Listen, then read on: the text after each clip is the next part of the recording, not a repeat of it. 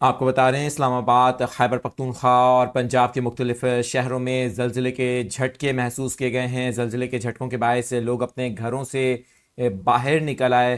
شانگلہ، خیبر پختونخوا کے دیگر اضلاع جن میں سوات، چارسدہ، مالاکنڈ بھی شامل ہیں، وہاں پر بھی زلزلے کے جھٹکے محسوس کیے گئے ہیں۔ پشاور کے مختلف علاقوں میں بھی زلزلے کے شدید جھٹکے محسوس کیے گئے ہیں۔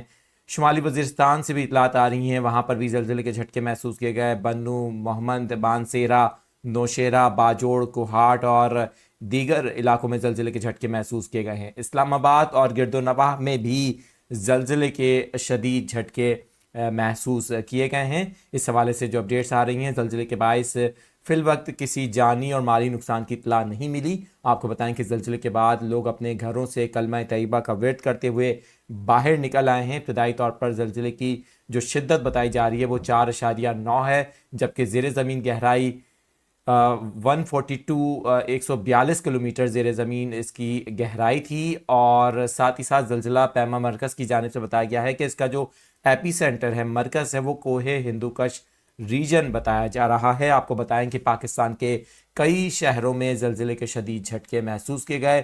زلزلے کا دورانیہ بتایا جا رہا ہے کہ وہ کچھ زائد تھا، جس کے باعث لوگوں میں سخت خوف بھی پایا جاتا ہے۔ ملک کے کئی شہروں سے زلزلے کے جھٹکے محسوس کیے جانے کی اطلاعات مل رہی ہیں۔